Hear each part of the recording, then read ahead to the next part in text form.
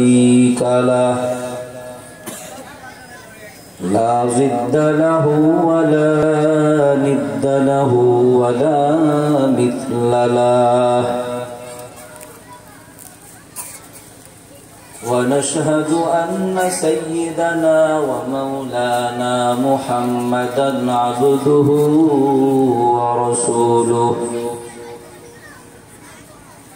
الذي أرسله الله تعالى بالحق بشيرا ونذيرا وداعيا إلى الله بإذنه وسراجا منيرا أما بعد فأعوذ بالله من الشيطان الرجيم بسم الله الرحمن الرحيم ولا تقولوا لمن يقتل في سبيل الله أموات بل أحياء ولكن لا تشعرون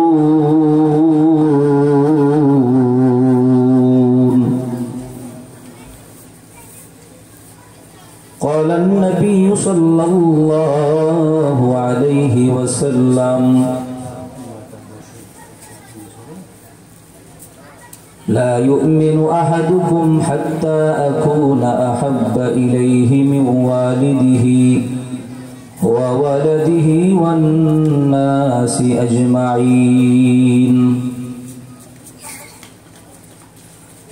وقال النبي صلى الله عليه وسلم آية المنافق ثلاثة إذا حدث كذب وإذا وعد أخلفه وإذا اؤتمن خانه وقال تعالى إن الله وملائكته يصلون على النبي يا أيها الذين آمنوا صلوا عليه وسلموا تسليما اللهم صل على محمد وعلى آل محمد كما صليت على إبراهيم وعلى آل إبراهيم إنك حميد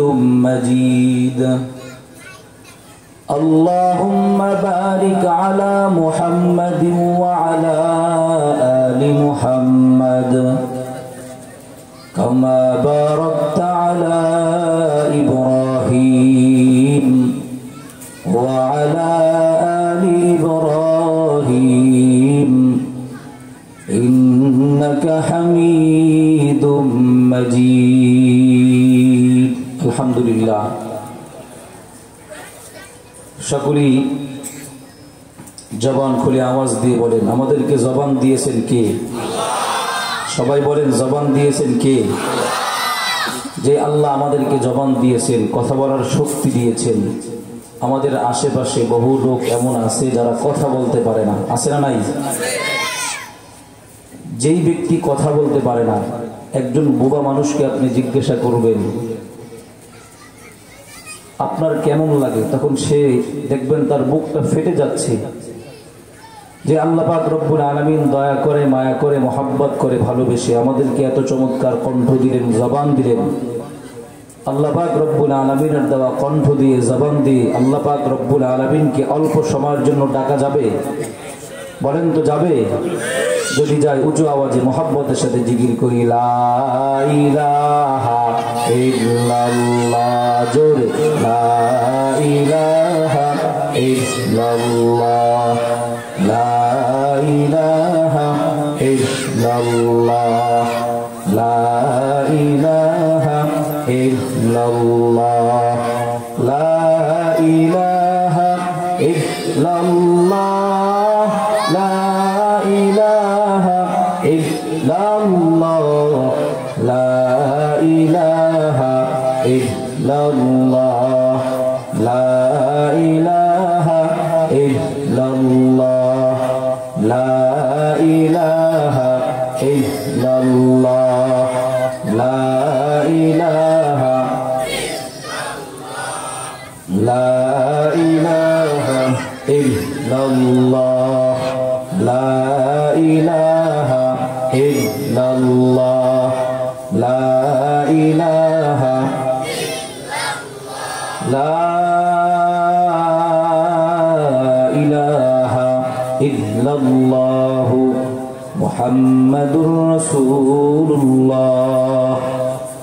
সাল্লাল্লাহু আলাইহি ওয়াসাল্লাম سبحانك لا علم لنا إلا ما علمتنا إنك أنت العليم الحكيم قال رب اشرح لي صدري ويسر لي أمري واحلل عقدة من لساني يفقه قولي الحمد لمن قدر خيرا وقبلا والشكر لمن صور حسنا وجمالا والشكر لمن صور حسنا وجمالا فرد صمد عن صفة الخلق بريء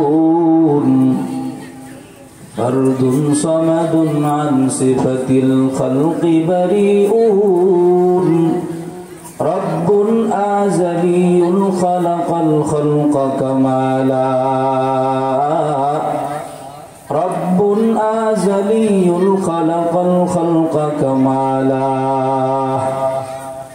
لا ضد ولا ند ولا حد لمولاه لا ضد ولا ند ولا حد لمولاه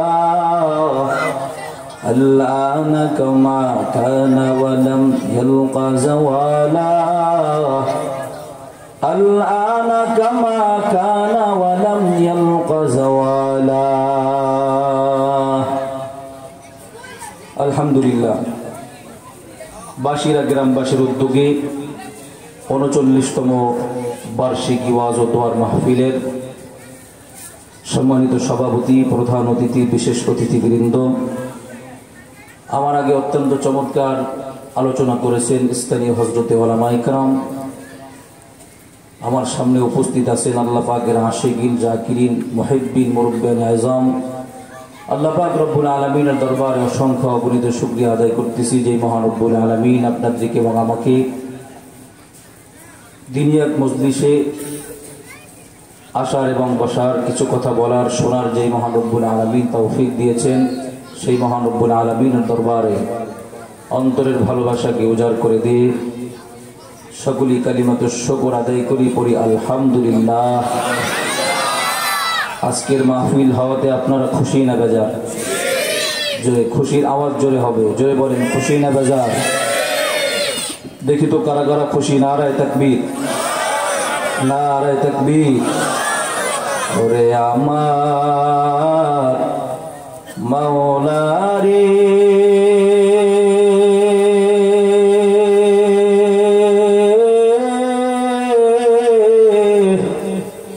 ওরে আমার মাবুদ রে, কোথায় গেলে পাইব তোমার ঠিকানা, কোথায় গেলে পাইব তোমার ঠিকানা, তোমাকে পাইবার আশে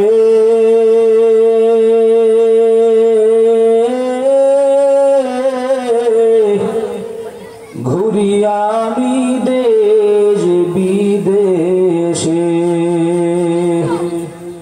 কোরআনের বাগানে করলাম বিছানা,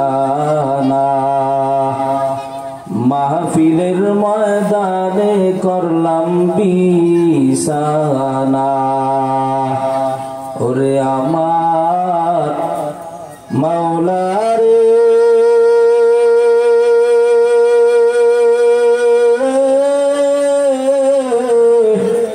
ওরে আমার মাবুদ রে,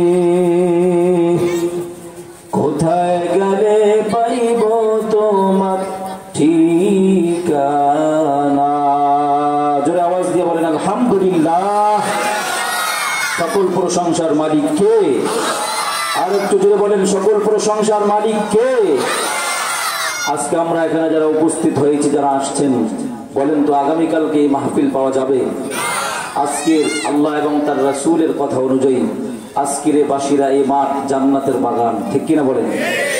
এজন্য আমি এখনো পর্যন্ত যারা মাহফিলে আসেন নাই সকলকে বিনীত অনুরোধ জানাচ্ছি, মেহেরবানি করে অতি তাড়াতাড়ি আপনারা মাহফিলের প্যান্ডেলে চলে আসেন।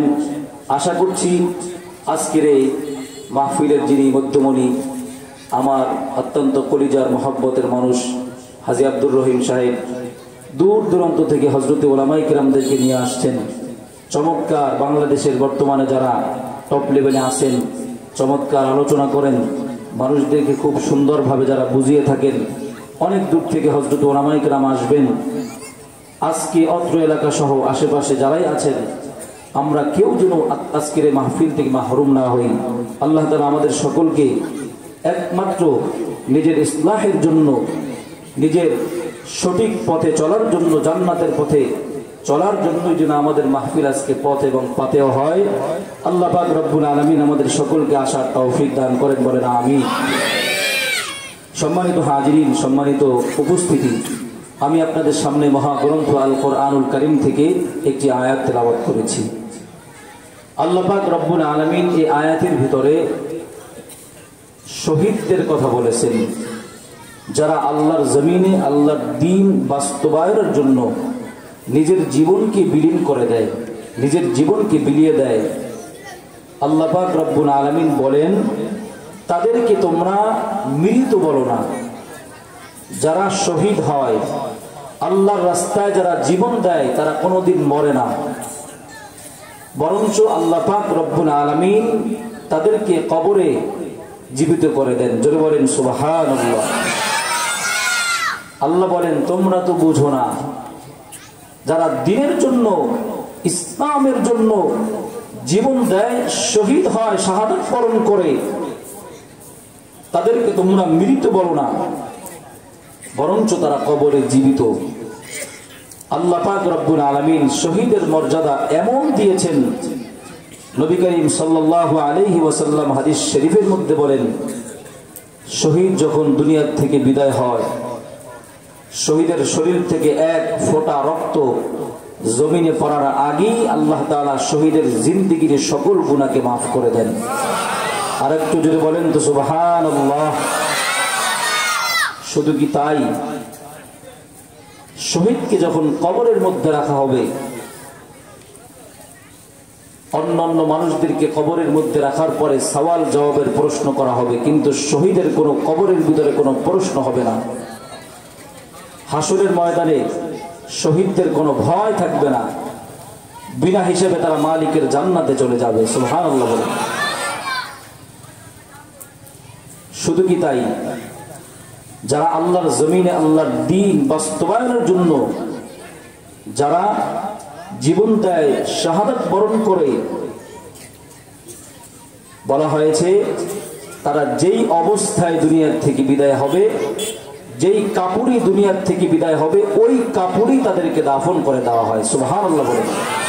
তাদেরকে কোনো গোসল দেওয়া হয় না, বিনা গোসলে কাফনের কাপড় ব্যতীত যেই কাপড় পরিধান করা আছে ওটার মাধ্যমে তাদেরকে দাফন করে দেওয়া হয়। বলে কেন? হাসরের ময়দান আল্লাহ পাক রব্বুল আলামিন যখন ইসরাফিলকে সিংহায় ফু দেওয়ার অনুমতি দিবেন, ফু দেওয়া হবে, কিয়ামত কায়েম হবে, পৃথিবীর সব মানুষগুলো কবর থেকে উঠে যখন হাসরের ময়দানের দিকে দৌড়াবে, ওই শহীদ ব্যক্তি কবর থেকে উঠে তার শরীর থেকে তাজা রক্তগুলো টপ টপ করে জমিনে পড়তে থাকবে। এমন তো অবস্থায় ওই ব্যক্তি হাসরের ময়দানে উপস্থিত হয়ে যাবে। সুবহানাল্লাহ। এজন্য দেখেন আজকে দিলের ভিতরে ভয় রেখে কোনো লাভ নাই বাবা, ঠিক কিনা বলেন? যদি কোনো বেঈমান, কোনো বাতিল, কোনো মুনাফিক, কোনো ভণ্ড ইসলামকে নিয়ে কথা বলে, কোরআনকে নিয়ে কথা বলে, এদেশে ইসলাম থাকবে কি থাকবে না এই নিয়ে যখন প্রশ্ন তোলে, এই জীবনের ভয় করে কোনো লাভ নাই। দুনিয়াতে জন্মগ্রহণ করেছি একবার, দুনিয়ার থেকে বিদায় নেব একবার, যদি শাহাদাতের তামান্না বুকে নিয়ে তাজা রক্ত জমিনের মধ্যে ঢেলে দিয়ে আল্লাহর দ্বীনের জন্য যদি জীবনটাকে বিলীন করে দিতে পারি, কিয়ামতের দিন হাসতে হাসতে বিনা হিসেবে মালিকের জান্নাতের মেহমান হয়ে যাব। এজন্য শহীদকে গোসল দেওয়া হয় না, বিনা গোসলে ওই কাপড়ে তাদেরকে কবর দিয়ে দেওয়া হয়। তবে ইতিহাসের পাতার মধ্যে একজন শহীদ যাকে গোসল দেওয়া হয়েছিল, কিন্তু এই গোসলটা দুনিয়ার কোনো সাধারণ পানি দেওয়া হয় নাই। মুসলমান ভাইরা রে আমার, দিলের কান লাগায় শুনবেন, আল্লাহ পাক রব্বুল আলামিন শহীদের এমন মর্যাদা দিয়েছেন, বলে শহীদ দুনিয়া থেকে বিদায় হওয়ার আগে আল্লাহ পাক রব্বুল আলামিন শহীদের জিন্দেগীর সব গুনাহগুলো আল্লাহ মাফ করে দেয়। শহীদ ব্যক্তির কোনো গোসল নাই, বিনা গোসলে তাদেরকে কবর দিয়ে দেওয়া হয়। একজন শহীদ মাত্র যার গোসল হয়েছে, কিন্তু দুনিয়ার সাধারণ কোন পানির মাধ্যমে তার গোসল হয় নাই। আল্লাহ নবীর প্রিয় সাহাবী হযরতে হানজালা রাদিয়াল্লাহু তাআলা আনহু নতুন বিবাহ করেছেন মাত্র, বাসর ঘরে স্ত্রীর সাথে আনন্দে লিপ্ত হয়ে গেলেন। পরের দিন সকাল বেলা তিনি গোসল করার জন্য পানির কিনারায় হাজির। এমন সময় চতুর্দিক থেকে আওয়াজ, কুতিলা মুহাম্মদ, মুহাম্মদ সাল্লাল্লাহু আলাইহি ওয়াসাল্লাম উহুদের ময়দানে শহীদ হয়ে গেল। হানজালার কানের মধ্যে যখন আওয়াজ, হানজালার হাত থেকে পানির পেয়ালা পড়ে গেল।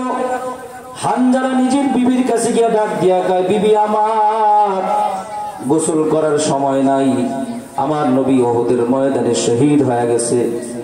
ও বিবি আমার, এখন আর গোসল করার সময় নাই, আল্লাহর জমিনে আল্লাহর দিন বাস্তবায়নের জন্য আমার নবী দুনিয়ার থেকে বিদায় হয়। আমি হানজালার গোসল করার সময় নাই, যেতে হবে উহুদের ময়দানে। এবার নতুন বিবি ডাক দিয়া কয়, স্বামী আমার, বাসর ঘরে আপনাকে তেমন ভালো করে দেখতে পাই নাই রে স্বামী, একটু যদি অপেক্ষা করে, আপনাকে একটু ভালো মতো দেখি নাই, আপনি তো নাপাক, গোসল করে যান। এবার হানজালা ডাক দিয়া কয়, বিবির কথা বলার সময় নাই, আমার নবী রহমতের নবী, আমার যেই নবীর জন্য দিন পাইলাম, যেই নবীর জন্য ইসলাম পাইলাম, যেই নবীর কদমে এসে এসে জান্নাতের পথে চলা শিখলাম, আমার নবী যদি শহীদ হয়ে যায়, ও বিবি গোসল করে কি লাভ, গোসল করার টাইম নাই। একমাত্র আল্লাহর জমিনে আল্লাহর দিন বাস্তবায়নের জন্য আর নবীর মহাব্বতে হানজালা উহুদের ময়দানের দিকে রওনা। ঠিক কিনা জোরে বলেন? একমাত্র দুনিয়ার অন্য কোনো আশা নাই রে মুসলমানের দল, একমাত্র আল্লাহর জমিনে আল্লাহর দিন বাস্তবায়নের জন্য আমার পয়গম্বর দুনিয়ার থেকে বিদায় হয়। এই খবর যখন হানজালার কানের মধ্যে চলে আসছে, হানজালা অন্য কোনো দিকে তাকায় না, একমাত্র নবীর মহাব্বত। এবার হানজালা যুদ্ধের ময়দানের দিকে রওনা। এর মুসলমান নবীর উম্মতের দল, এখানে আজকে যারা আমরা হাজির হয়েছি, আমাদের মধ্যে নবীর মহাব্বত আছে না নাই? জোরে বলেন না, আছে না নাই? আজকে যে ব্যক্তি বলবে আমার মধ্যে নবীর মহাব্বত আছে, ওই ব্যক্তির মুখের মধ্যে যদি দাড়ি না থাকে তাহলে আপনার কথাটা ভুল। যেই ব্যক্তি বলে আমার মধ্যে নবীর মহাব্বত আছে, কিন্তু ওই ব্যক্তি নবীর একটা সুন্নত মানে না, তাহলে বোঝা যাবে ওই ব্যক্তি নিজের দাবিতে সত্যবাদী না। ঠিক কিনা বলেন? আমার নবী বলেন, যেই ব্যক্তি আমাকে মহাব্বত করবে, আমার সুন্নতকে অনুসরণ করা মানে আমাকে মহাব্বত করা। ঠিক কিনা জোরে বলেন? মুসলমান ভাইরা রে আমার, অবশ্যই আমাদেরকে নবীজিকে মহাব্বত করা লাগবে। নবীর মহাব্বত ছাড়া বান্দা জান্নাতে প্রবেশ করা যাবে না, যাবে না। ঠিক কিনা জোরে বলে? এই নবীর হাতে হাউজে কাউসারের পানি, যে নবীর সুপারিশের মাধ্যমে আমরা জান্নাতে যাব, ওই নবীর প্রতি মহব্বত রাখা দরকার আছে না নাই? আরে মুসলমান নবীর উম্মতের দল, আপনাদেরকে এই কথাটাই বুঝাবো। দেখেন সাহাবায়ে কেরাম আপনার আমার নবীজিকে কেমন মহব্বত করেছে। নবীর সাহাবী হযরত আবু বকর রাদিয়াল্লাহু তাআলা আনহুকে আমার পয়গম্বর ডাক দিয়া কয়, আবু বকর, মক্কা থেকে হিজরত করে মদিনায় যাওয়া লাগতে পারে। দীর্ঘদিন আগে আবু বকরকে বললেন, আবু বকর আপনি হবেন আমার হিজরতের সাথী। নবী যখন আবু বকরকে বললেন, আবু বকর আপনি হবেন আমার মক্কা থেকে মদিনায় হিজরতের সাথী, এবার আবু বকর রাদিয়াল্লাহু তাআলা কিতাব প্রমাণ করে আপনার আমার নবী যখন আবু বকরকে এই কথাটা বললেন, আবু বকর ওই দিন থেকে বিছানার মধ্যে পিঠ লাগায় কোনোদিন ঘুমায় না। কেমন নবীর আশিক, কেমন নবীর মহব্বত। এবার আবার আপনার আমার পয়গম্বর জানাবে মুহাম্মদুর রাসূলুল্লাহ সাল্লাল্লাহু আলাইহি ওয়াসাল্লাম যখন মক্কা থেকে হিজরত করে মদিনায় যাবেন, মক্কার টপ লেভেলের বেঈমানগুলো সবাই দারুন নাদওয়া সহ মক্কার মধ্যে জরুরি বৈঠকের মাধ্যমে পরামর্শ করলো, আপনার আমার নবীজিকে দুনিয়াতে বাঁচিয়ে রাখা যাবে না। জোরে বলেন নাউযুবিল্লাহ। আরে মুসলমান, আল্লাহ পাক রব্বুল আলামিন যেই ব্যক্তিকে হেফাজত করবে, বলেন তো পৃথিবীর কোন মানুষের শক্তি আছে তার একটা পশমের কোন ক্ষতি করবে? জোরে বলেন আছে? আল্লাহ পাক রব্বুল আলামিন বলেন, ও নবী আমার, আমি আল্লাহ আপনার জন্য যথেষ্ট। ওই মক্কার বেঈমানগুলো আপনার কিছুই করতে পারবে না। এবার আপনার আমার পয়গম্বরকে বেঈমানগুলো সিদ্ধান্ত নিল আপনার আমার নবীজিকে দুনিয়ার থেকে বিদায় করে দিবেন, আউযুবিল্লাহ। এবার সিদ্ধান্ত নেওয়ার পর নবী আমার যেই ঘরের মধ্যে ঘুমায়, ওই ঘরের চতুর্পার্শ্বে বেঈমানগুলো অস্ত্র নিয়ে ঘেরাও করে ফেলছে। জোরে বলেন নাউযুবিল্লাহ। ঈমানের দাবি নিয়ে জোরে বলেন নাউযুবিল্লাহ। এবার আপনার আমার নবীর ঘরের চতুর্পার্শ্বে ঘেরাও করে ফেলছে। আল্লাহ পাক রব্বুল আলামিন জানায় দেয়, ও নবী আমার, আপনার ঘরের চতুর্পার্শ্বে কাফেরগুলো ঘেরাও করে ফেলেছে। ও নবী, আপনাকে এখনই মক্কা থেকে হিজরত করে মদিনায় যেতে হবে। এবার আল্লাহ পাক রব্বুল আলামিন আপনার আমার নবীকে জানায় দেয়, ও নবী আমার, আপনার সাথে কেউ নাই, আপনার সাথে আমি আল্লাহ আছি। যেই আল্লাহ যাকে হেফাজত করবে তাকে বেইজ্জতি করার শক্তি পৃথিবীর কোন মানুষের নাই। এবার আপনার আমার আল্লাহ ডাক দিয়া নবীজিকে জানায়া দেয়, ও নবী আমার, আপনি হাতের মধ্যে বালু নেন। এই বালুগুলো নেওয়ার পরে আপনি পবিত্র কোরআনুল কারীম থেকে সূরাতুল ইয়াসিন তেলাওয়াত করেন। ইয়াসিন তেলাওয়াত করে বালুগুলোর মধ্যে ফু দিয়া চতুর্দিকে ছুটায়া দেন। আমি আল্লাহ আপনাকে নিরাপদে বের হওয়ার ব্যবস্থা করে দিব। এবার আপনার আমার পয়গম্বর হাতের মধ্যে বালু নিলেন, পবিত্র কোরআন থেকে সূরাতুল ইয়াসিনের তেলাওয়াত, ইয়াসিন ওয়াল কুরআনিল হাকীম ইন্নাকা লামিনাল মুরসালিন। আল্লাহু আকবার বলেন। এবার নবী যখন সূরাতুল ইয়াসিন তেলাওয়াত করে বালুগুলো চতুর্দিকে ছিটায় দিলেন, আল্লাহ পাক রব্বুল আলামিন কুদরতের মাধ্যমে সকল কাফিরদের চোখের মধ্যে বালুগুলো পৌঁছায়া দিলেন। আপনার আমার নবী নিরাপদে ঘর থেকে মক্কা থেকে হিজরত করে মদিনার দিকে রওনা। মুসলমান ভাইরা আমার, ও পাশিরা এলাকার মুসলমান, একটু দিলের কান লাগায় দেন। আপনার আমার নবীজিকে সাহাবায়ে কিরাম কেমন মহব্বত করেছে। এবার আপনার আমার নবী আবু বকরের ঘরের দরওয়াজার সামনে গিয়ে একটা ডাক দিছে, আবু বকর। ডাক দেওয়ার সাথে সাথে আবু বকর বলে, লাব্বাইক ওয়া সাদাইকা ইয়া রাসূলুল্লাহ। এবার আমার মায়ের নবী ডাক দিয়া কয়, আবু বকর, একটা মাত্র ডাক দেওয়ার সাথে সাথে আপনি কেমনে দরওয়াজাটা খুলে দিলেন? আপনি কি ঘুমান না? এবার আবু বকর ডাক দিয়া কয়, ও নবী আমার, আপনি অনেকদিন আগে আমাকে বলছি হিজরত করে মদিনায় যেতে হবে, আপনি আমার সাথী হবে। যেই দিন আপনি আমাকে বলছেন আপনি সাথী হবে, ওই দিন থেকে আজ পর্যন্ত আমি আবু বকর বিছানার সাথে পিঠ লাগায়া ঘুমাই না রে নবী। কারণ আপনি এসে আমাকে ডাকবেন, আমি আপনার ডাকের জবাব দিতে দেরি করব, এটা আমার হতে পারে না রে নবী আমার। এজন্য আমি আজও পর্যন্ত দরওয়াজার কিনারায় দাঁড়ায়া দাঁড়ায়া আপনার অপেক্ষা করি। আল্লাহু আকবার বলে। আরে মুসলমান বন্ধুরা রে আমার, কেমন ভালোবাসা আপনার আমার নবীজিকে বাসছেন সাহাবায়ে কেরাম। নবীর আরেকজন সাহাবী হযরতে বিলাল, হযরতে বিলাল রাদিয়াল্লাহু তাআলা আনহু, যিনি ছিলেন মসজিদে নববীর মুয়াজ্জিন, ঠিক কিনা বলেন? যার আযান এত মধুর আযান, যেই বিলাল আযান না দিলে আল্লাহ পাক রব্বুল আলামিন আসমানে সূর্য উঠাতেন না। আল্লাহু আকবার বলে। এরে মুসলমান নবীর উম্মতের দল, আল্লাহর পয়গম্বরের প্রিয় সাহাবী হযরতে বিলাল, আপনার আমার নবী যখন দুনিয়ার থেকে বিদায় হয়, হযরতে বিলাল রাদিয়াল্লাহু তাআলা আনহু তিনি বলেন আমি আর মসজিদে নববীর মধ্যে আযান দিতে পারবো না। কেন বিলাল? বলে আমি যেই মসজিদে আযান দিব ওই মসজিদে আমার মায়ার নবী যদি ইমামতি না করে, আমি বিলাল ওই মসজিদে আযান দিতে পারবো না। আমি যখন পয়গম্বর, আমি যখন আমার নবী জীবিত থাকতে, আমার নবী যখন জীবিত ছিলেন, আমি যখন আযান দিয়েছি, আমি যখন বলেছি আশহাদু আন্না মুহাম্মাদুর রাসূলুল্লাহ, আমি তখন তাকায় দেখতাম আমার পয়গম্বর আমার পাশে বসে আছে। এখন আমি আযান দিব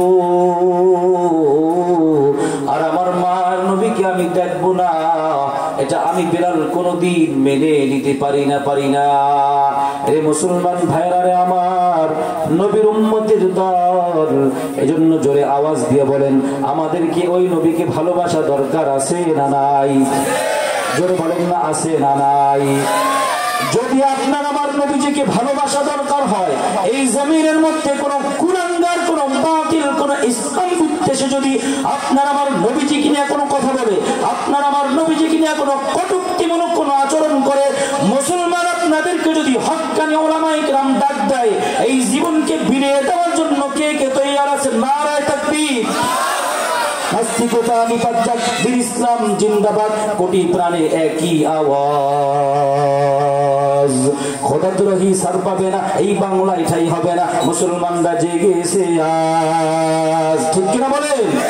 জোর কদমে সামনে চলো, বজ্র কণ্ঠে আওয়াজ তোলো, সবাই মিলে একই তালে দাও না স্লোগান, নারায়ে তাকবীর।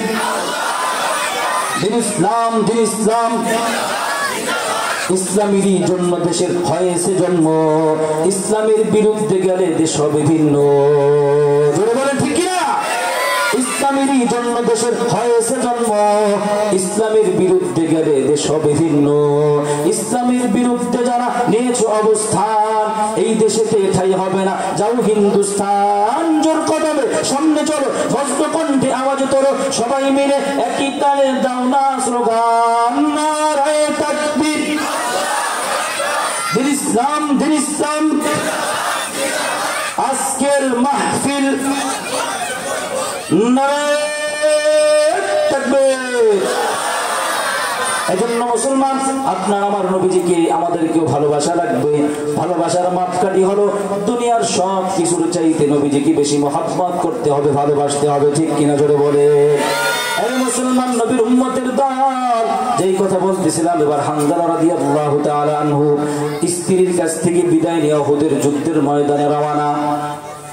একমাত্র দিনের জন্য, ইসলামের জন্য, আপনার আমার নবীর মহব্বত। এবার হানজালা যখন বিবির কাছ থেকে বিদায় নিয়া উহুদের যুদ্ধের দিকে রওনা, হানজালা উহুদের যুদ্ধের ময়দানে গিয়া বেঈমানদের মোকাবেলায় যুদ্ধ করতে আরম্ভ করে দিয়েছে। যুদ্ধ করে করে এক পর্যায়ে দেখা গেল হানজালা রাদিয়াল্লাহু তাআলা আনহু তিনিও দুনিয়া থেকে বিদায় হয়ে গেলেন, শাহাদাত বরণ করলেন, শহীদ হয়ে গেলেন। মুসলমান ভাইরা রে আমার, উহুদের যুদ্ধ যখন শেষ, আপনার আমার নবী সাহাবায়ে কেরামদেরকে ডাক দিয়া বললেন, ও আমার সাহাবীরা, দেখো তো কোথায় কোথায় সাহাবায়ে কেরামদের লাশ দেখা যায়। এই সকল সাহাবায়ে কেরামদেরকে বিনা গোসলে তাদেরকে বিনা কাফনে, যেই কাপড়ে তারা শহীদ হয়েছেন ওই কাপড়ে তাদেরকে কবর দেওয়া লাগবে। এবার সাহাবায়ে কেরাম খুঁজে খুঁজে খুঁজে খুঁজে খুঁজে সকল সাহাবায়ে কেরামদের লাশগুলো একত্রিত করলেন। আপনার আমার নবী তো জাহানের কান্ডারি নবী আমার, সকল সাহাবায়ে কেরামের লাশগুলো একত্রিত করার পর যখন সাহাবায়ে কেরামদেরকে বিনা গোসলে কবর দেওয়ার জন্য অর্ডার করলেন, এমন সময় নবী আমার তাকায় দেখে ওই যে এক প্রান্ত থেকে দৌড়ায় একটা মহিলা আসতেছে। মহিলা নবীর কাছে এসে ডাক দিয়া কও, নবী আমার, আপনি সব সাহাবায়ে কেরামদেরকে বিনা গোসলে কবর দিবেন ঠিক আছে, কিন্তু একজন সাহাবী যার নাম হলো হযরতে হানজালা, এই হানজালাকে আপনি বিনা গোসলে কবর দিয়েন না রে নবী। আপনার আমার নবী ডাক দেয়া কয়, কেন মহিলা তুমি কে, তোমার পরিচয় দাও। এবার মহিলা ডাক দেয়া কয়, ও পয়গম্বর আমার, আমি হলাম হানজালার বিবি। গতকাল হানজালা বাসর করে আমার সাথে এক বিছানার মধ্যে ছিল। সকালবেলা যখন আমার স্বামী হানজালা গোসল করার জন্য যখন পানির কিনারায় হাজির, তখন কে জানে ডাক দিয়া কয়, নবী উহুদের ময়দানে শহীদ হয়েছে। হানজালা গোসল না করে যুদ্ধের ময়দানে আপনার সাথে যুদ্ধের জন্য হাজির হয়ে গেল। ও নবী আমার, সব সাহাবায়ে কেরামদেরকে যদিও আপনি বিনা গোসলে কবর দেন, হানজালা নামক সাহাবীটাকে আপনি বিনা গোসলে কবর দিয়েন না, কারণ তার উপরে গোসল ফরজ হয়ে গেল। এবার আপনার আমার নবী সাহাবায়ে কেরামদেরকে ডাক দিয়া বললেন, ও আমার সাহাবীরা, খুঁজে খুঁজে দেখো কোথায় হানজালার লাশ, হানজালার লাশকে গোসল দেওয়া লাগবে। এবার আপনার আমার নবীর কথা শোনা মাত্র সাহাবায়ে কেরাম হানজালার লাশ খোঁজার জন্য বের হয়ে গেলেন। উহুদের ময়দানে কোথাও হানজালার লাশ পাওয়া যায় না। কিছুক্ষণ পরে দেখা গেল হানজালার লাশ খুঁজে পাওয়া গেল। অল্প কিছু টাইম পরে যখন হানজালার লাশ খুঁজে পেলেন, অন্যান্য সাহাবীরা তাকায় দেখে যে হানজালার লাশ এতক্ষণ পর্যন্ত পাওয়া যায় না। ওই হানজালার লাশ পাওয়া গেল, কিন্তু ব্যতিক্রমী এক দৃশ্য দেখা গেল। ওই হানজালার চুলের গোড়া দিয়া টপ টপ করে পানি পড়তেছে, হানজালার দাড়িগুলো ভিজে ভিজে পানি পড়তেছে। এবার সাহাবীরা ডাক দিয়া কয়, নবী আমার, হানজালার লাশ তো পেলাম, কিন্তু হানজালার মাথা থেকে টপ টপ করে পানি পড়ে, হানজালার দাড়িগুলো ভিজে ভিজে পানি পড়ে। এবার আপনার আমার নবী ডাক দিয়া কয়, আমার সামনে হাজির কর। হানজালার লাশ যখন আপনার আমার মায়ের নবীর সামনে হাজির, এবার আপনার আমার নবীও তাকায়া দেখে হানজালার চুলের গোড়া দিয়া টপ টপ করে পানি পড়তেছে। এবার আপনার আমার নবী কয়, কে হানজালাকে গোসল করালো? আপনার আমার নবী চিন্তার মধ্যে পড়ে গেলেন। এবার এমন সময় আল্লাহ পাক রব্বুল আলামিন, আল্লাহ পাক রব্বুল আলামিন জিবরাইলকে পাঠায়া দিলেন, ও জিবরাইল যা, আমার নবীকে গিয়া বল, টেনশন করা লাগবে না, চিন্তা করা লাগবে না, আসল ঘটনা আসল খবরটা নবীর কাছে গিয়ে শোনায়া দাও। এবার জিবরাইল আইসা আপনার আমার নবীজিকে ডাক দিয়া কয়, নবী আমার, আপনি কিসের চিন্তা করেন গো নবী? এবার আপনার আমার নবী ডাক দিয়া কয়, জিবরাইল, এই জিবরাইলের সাথে আমার নবীর বড় মহব্বত। নবী যখন দুনিয়ার থেকে বিদায় হয়, জিবরাইল চোখের পানি ছেড়ে কাঁদে, ও নবী আমার, আপনি দুনিয়ার থেকে বিদায় নিয়ে যাবেন, আমার তো আর দুনিয়াতে আসা হবে না। আপনার আমার নবী যখন দুনিয়ার থেকে বিদায় নেয়, এর মুমিন মুসলমানের দল, নবী দুনিয়ার থেকে বিদায় নেবেন, আজরাইল নবীর সামনে মালাকুল মউত চলে আসছেন, নবীর জান কবজ করা হবে। এমন সময় আপনার আমার নবী ডাক দিয়া কয়, ও আজরাইল, আমি আমার জিবরাইল ভাইয়ের সাথে কথা বলবো, আল্লাহ পাক রব্বুল আলামিনের সাথে আমার কিছু চুক্তিপত্র আছে। এবার জিবরাইল তখন চলে আসছেন, ও পয়গম্বর, বলেন কি বলবে? এবার আপনার আমার পয়গম্বর ডাক দিয়া বললেন, আজরাইল চলে আসছে আমার জান কবজ করার জন্য। তবে আমি আমার মালিক আল্লাহ পাক রব্বুল আলামিনকে জিজ্ঞাসা করতে চাই, আমি যদি পয়গম্বর দুনিয়ার থেকে বিদায় হই, আমার গুনাহগার উম্মতের জিম্মাদারি কে নিবে? আল্লাহু আকবার বলে।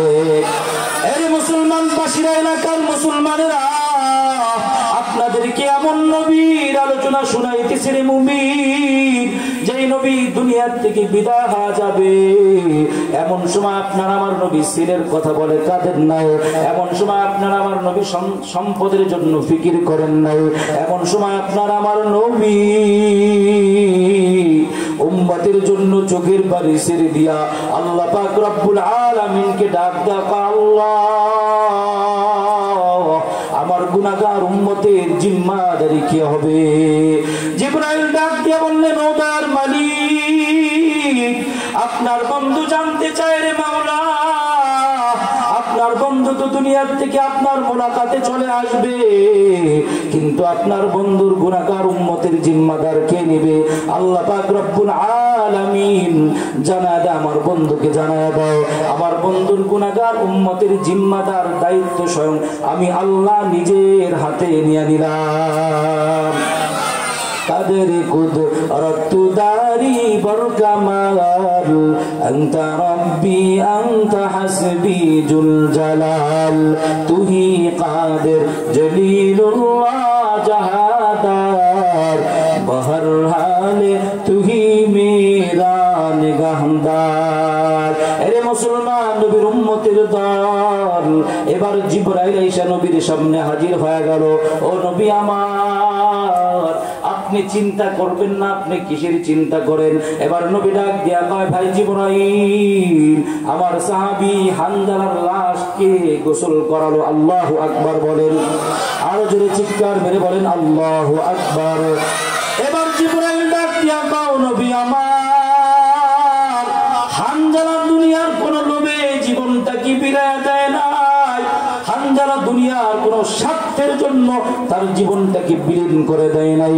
হানজালা একমাত্র আল্লাহ এবং তার রাসূলের জন্য, আল্লাহর জমিনে আল্লাহর দ্বীন বাস্তবায়নের জন্য, একমাত্র নবীর মহব্বতের কারণে এই উহুদের ময়দানে তার নিজের জীবনটাকে বিলিয়ে দিয়েছে। আল্লাহ পাক রব্বুল আলামিন বলেন, যে ব্যক্তিটা আল্লাহর জমিনে আল্লাহর দ্বীন বাস্তবায়নের জন্য নবীর মহব্বতে যুদ্ধের ময়দানে শহীদ হয়ে যাবে, ওই ব্যক্তির গোসল দুনিয়ার কোন সাধারণ পানির মাধ্যমে হবে না রে নবী। আল্লাহ পাক রব্বুল আলামিন হানজালাকে আসমানে নিয়া জান্নাতি মিশক আম্বরের পানি দ্বারা ফেরেশতাদের মাধ্যমে তার গোসল কমপ্লিট করা দিয়েছে। জোরে চিৎকার মেরে বলেন আল্লাহু আকবার। এজন্য মুসলমান, আজকে এই জমিনের মধ্যে বেশি দিন আগের কথা না, আপনাদেরকে বলি, এই যে গত কয়েকদিন আগে চট্টগ্রামের মধ্যে আমার এক প্রিয় ভাই অ্যাডভোকেট সাইফুল ইসলাম আলিফ ভাইকে ইহুদিবাদী হিন্দুত্ববাদী উগ্র ইসকন গ্রুপ তারা আমার ভাইকে জবাই করে হত্যা করেছে। আমরা বলবো, শহীদের এমন মর্যাদা একজন নয়, দুইজন নয়, 100 নয়, 1000 নয়, 1 লক্ষ যুবকের জীবন যদি দিতে হয় আমার নবীর ইজ্জত রক্ষার জন্য, আল্লাহর জমিনে আল্লাহর দ্বীন বাস্তবায়নের জন্য আমরা তৈয়ার আছি। প্রয়োজন যদি হয় জীবনটাকে বিলাইয়া দিব, এরপরেও কোন বেঈমান, কোন বাতিল, কোন মুনাফিক, কোন ভণ্ডকে এই জমিনের মধ্যে আল্লাহ এবং তার রাসূলের বিরুদ্ধে কথা বলার শক্তি সাহস দেওয়া হবে না। হবে না ঠিক কিনা? জোরে বলে।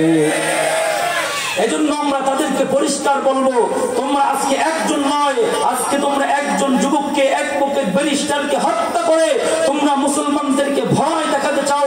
মুসলমান এত অল্পতে ভয় পায় না, ঠিক কিনা? জোরে বলেন।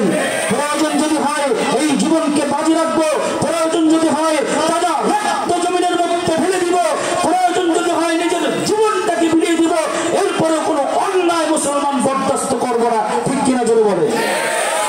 এজন্য মুসলমানেরা, সাহাবায়ে কেরাম জীবন দিয়েছেন একমাত্র আল্লাহর জমিনে আল্লাহর দ্বীন বাস্তবায়নের জন্য। নবীর ভালোবাসাকে বুকে ধারণ করে তারা ময়দানে অবতীর্ণ হয়েছেন, জীবনটাকে বিলিয়ে দিয়েছেন।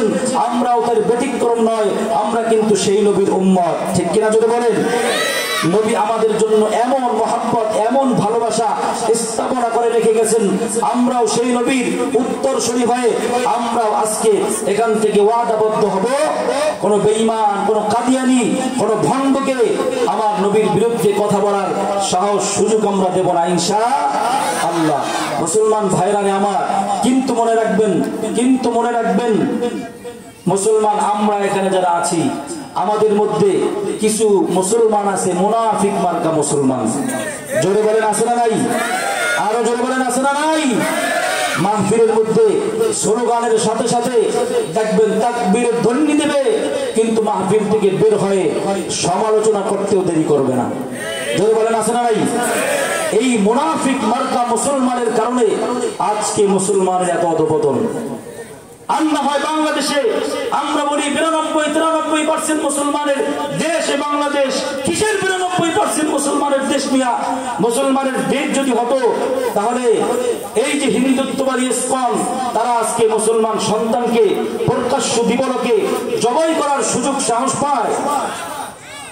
আজকে মুসলমানের ঈমান বড় দুর্বল হয়েছে।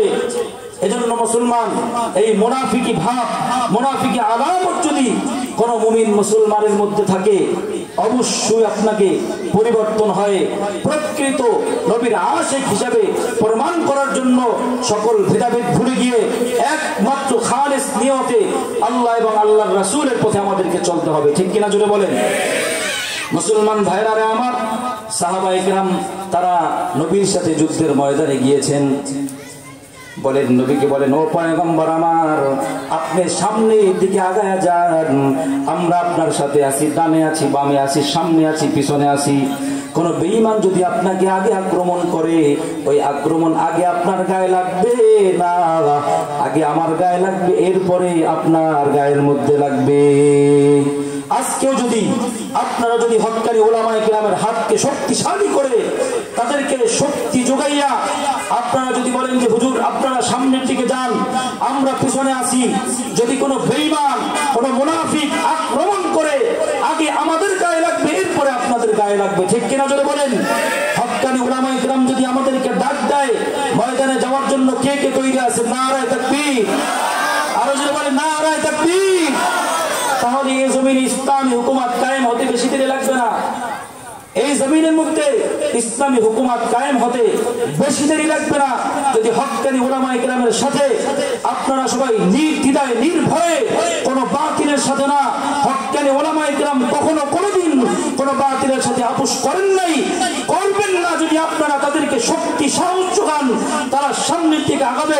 মুসলমান এই জমিনের মধ্যে অল্প টাইমে ইসলামী হুকুমত কায়েম হয়ে যাবে। ঠিক কিনা জোরে বলেন?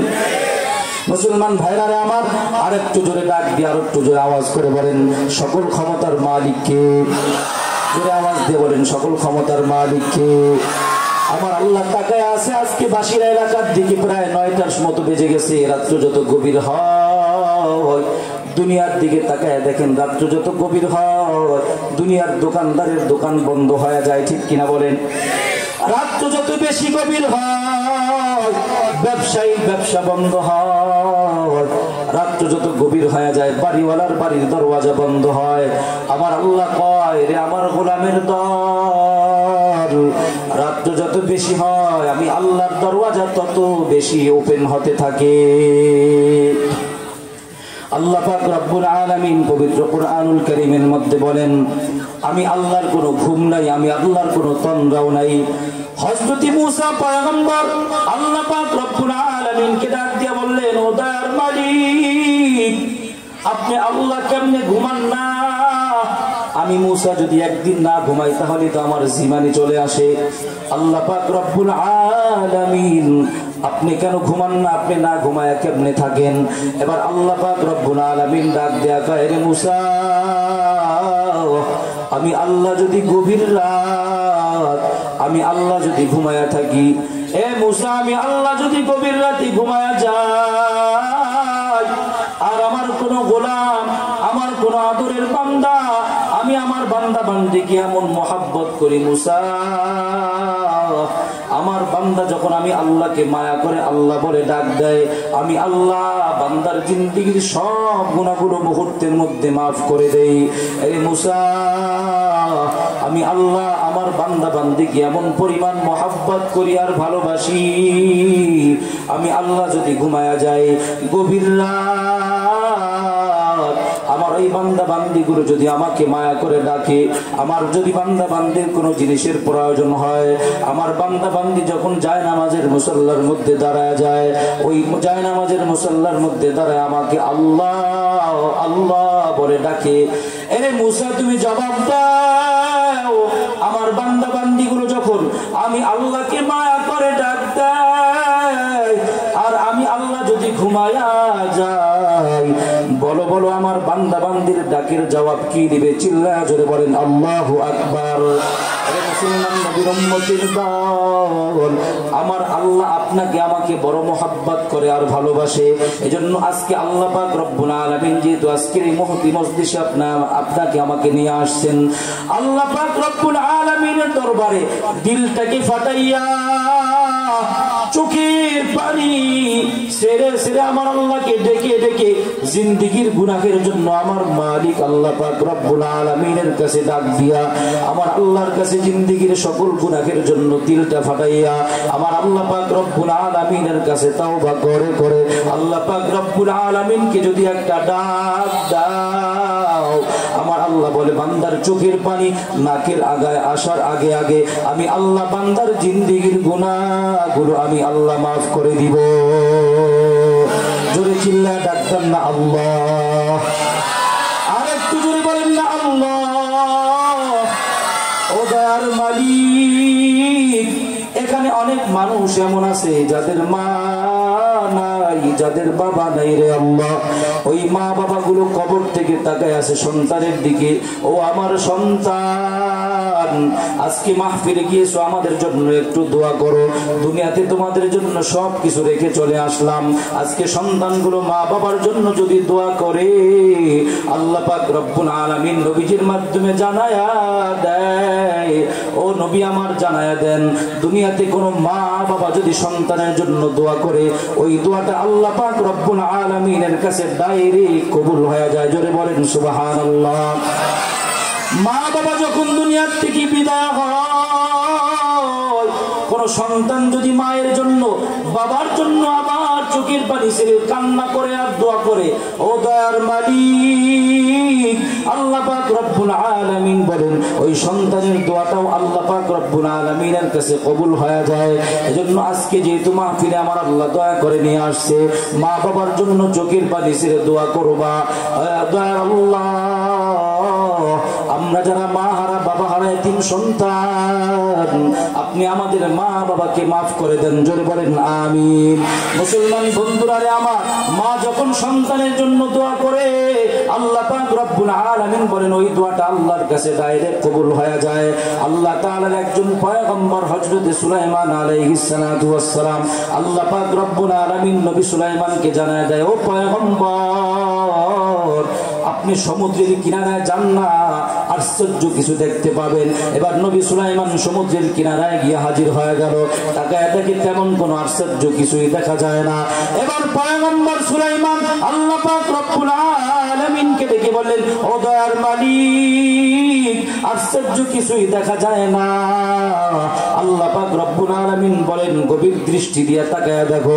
এবার নবী সুলাইমান তার দলের মধ্যে থেকে একজন জিনকে বললেন তুমি সমুদ্রের মধ্যে ডুব দাও। এবার জিন সমুদ্রের মধ্যে ডুব দিয়ে কিছু পায় না। এবার পয়গম্বর সুলাইমান তার প্রিয় খাদেমকে বললেন তুমি ডুব দাও।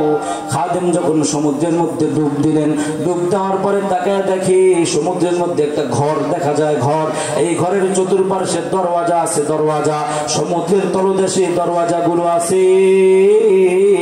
ওই সমুদ্রের তলদেশে দরওয়াজাগুলো খোলা, কিন্তু আল্লাহ পাক রব্বুল আলামিনের এমন কুদরত, ওই সমুদ্রের দরওয়াজাগুলো খোলা কিন্তু আল্লাহর কুদরতে ওই ঘরের মধ্যে এক ফোঁটা পানিও প্রবেশ করে না। যদি বলেন সুবহানাল্লাহ। এবার পয়গম্বর সুলাইমানের খাদেম ওই ঘরটাকে হাতের মধ্যে মূর্তি নিয়ে নবী সুলাইমানের সামনে হাজির করলেন। ও পয়গম্বর, এবার আপনার আমার পয়গম্বর সুলাইমান আলাইহিস সালাতু ওয়াস সালাম জলিলুল কদর আল্লাহ পাক রব্বুল আলামিনের পয়গম্বর। এবার সুলাইমান নবী তাকায় দেখে একটা ঘর দেখা যায়, কিন্তু ঘরের চতুর্পাশে দরওয়াজাগুলো খোলা। আল্লাহর কি কুদরত! ওই ঘরের দরওয়াজাগুলো চতুর্পাশে খোলা। এবার নবী সুলাইমান যখন ঘরের ভিতরে প্রবেশ করলেন, তাকাইয়া দেখে ওই ঘরের মধ্যে একটা যুবক দাঁড়ায়া দাঁড়ায়া নামাজ পড়তেছে। আল্লাহু আকবার বলে। এবার আপনার আমার পয়গম্বর জলিলুল কদর পয়গম্বর সুলাইমান ওই যুবকের দিকে তাকাইয়া ডাক দিয়া কয়, যুবক নামাজ কমপ্লিট করো। নামাজ কমপ্লিট হওয়ার পরে এবার যুবককে বললেন, যুবক তুমি সমুদ্রের তলদেশে ইবাদত বন্দেগী করো, এই ঘরের মধ্যে এক ফোঁটাও পানি প্রবেশ করো না। বলো বলো তোমার এত সম্মান, এত মান, এত মর্যাদা কেমনে হলো? এবার যুবক ডাক দিয়া কয়, নবী সুলাইমান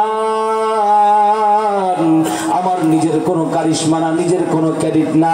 আমার মা আমার জন্য দোয়া করার কারণে আল্লাহ পাক রব্বুল আলামিন এই সমুদ্রের তলদেশে নিরাপদে আমাকে ইবাদত করার সুযোগ করে দিয়েছেন। জোরে বলেন সুবহানাল্লাহ। এজন্য কোন মা যদি সন্তানের জন্য দোয়া করে, এই দোয়াটা আল্লাহ পাক রব্বুল আলামিনের কাছে ডাইরেক্ট কবুল হয়।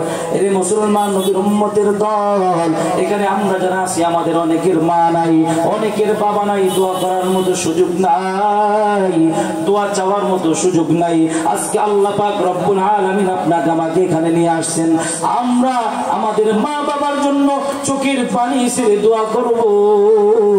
আল্লাহ পাক রব্বুল আলামিন ও দয়ার মালিক মেহেরবানি করে আমরা যারা মা বাবা হারা এতিম সন্তান, আপনার আমার নবী দোজাহানের কান্ডারি নবী, আমার নবী বড় এতিম, কিতাবের মধ্যে আসছে আপনার আমার পয়গম্বর বিকাল বেলা মাটির কিনারায় বসে বসে কান্না করে।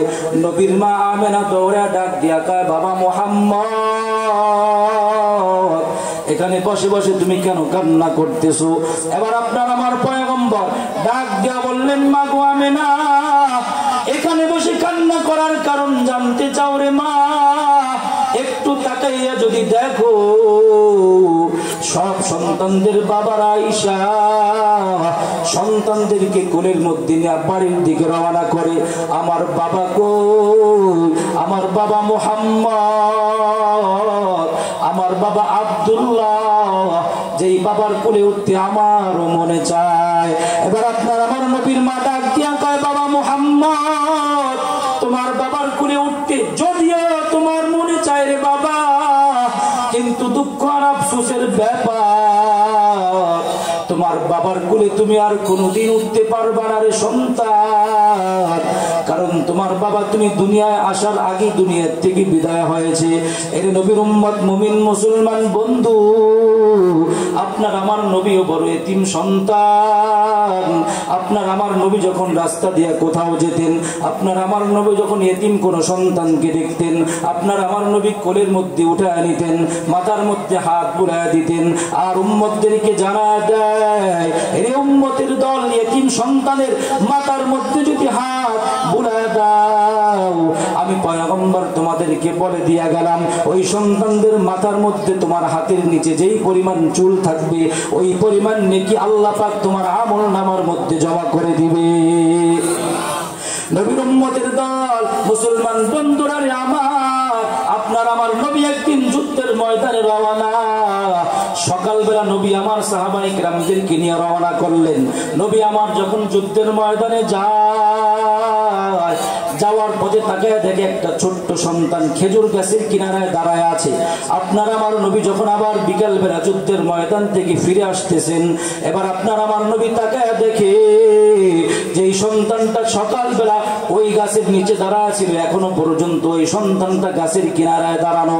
এবার আপনার আমার নবী সন্তানটাকে ডাক দিয়া কয়, ও সন্তান, সকালবেলা তোমাকে দেখলাম এইখানে তুমি দাঁড়ায় আসো, বিকাল বেলা হয়ে যায় এখনো পর্যন্ত তুমি এখানে দাঁড়ানো। এবার সন্তানটা চোখের পানি ছেড়ে দিয়েছে। এবার সন্তানটা ডাক দেয়া কয়, নবী আমার, আমি এখানে দাঁড়ায় থাকার কারণ হলো আমার বাবাও আপনার সাথে যুদ্ধের ময়দানে গিয়েছিলেন। এবার নবী ডাক দেয়া কয়, তোমার বাবার নাম কি? এবার নবী যখন ছোট্ট সন্তানটা বাবার নামটা বললেন, আপনার আমার নবী চোখের পানি ছেড়ে দিয়েছে। ডাক দেয়া কয়, ও সন্তান, তোমার বাবা তো দুনিয়ার থেকে যুদ্ধের ময়দানে শহীদ হয়ে শাহাদাত বরণ করে মালিকের জান্নাতের মেহমান হয়ে গেল। এবার সন্তানটা চোখের পানি ছেড়ে দিয়া কয়, ও নবী আমার, আমার বাবা দুনিয়ার থেকে বিদায় হয়েছে, আপনার সাথে যুদ্ধের ময়দানে গিয়েছে, আমার কোনো দুঃখ নাই রে নবী আমার। তবে আমার একটাই মাত্র দুঃখ, আমার বাবা জানে আমার মা নাই, আমার কোনো আত্মীয় স্বজন নাই, আমি কার কাছে থাকবো, কার কাছে ঘুমাবো? আমার বাবা যখন যুদ্ধের ময়দানে রওনা হয়ে গেছে, একটা বারের জন্য আমাকে কিছু বলে যায় নাই। ও নবী আমার, আমার বাবা যদি আমাকে একটু বলে যেত আমার বেশি কষ্ট লাগতো না।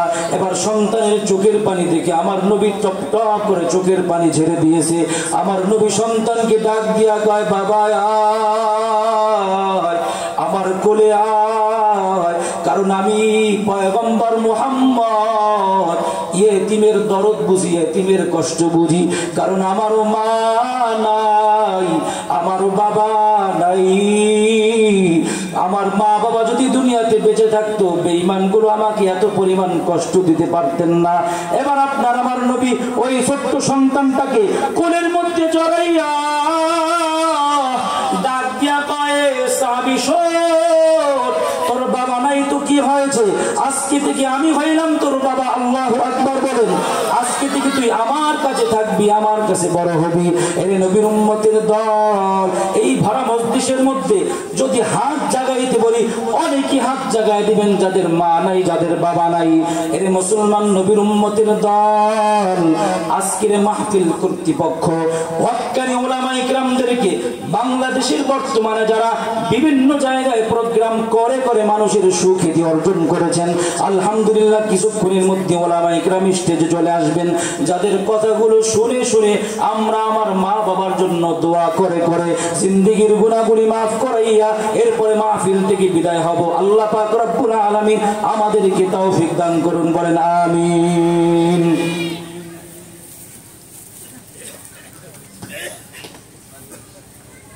সম্মানিত হাজিরিন, যে কথাগুলো বললাম আল্লাহ পাক রব্বুল আলামিন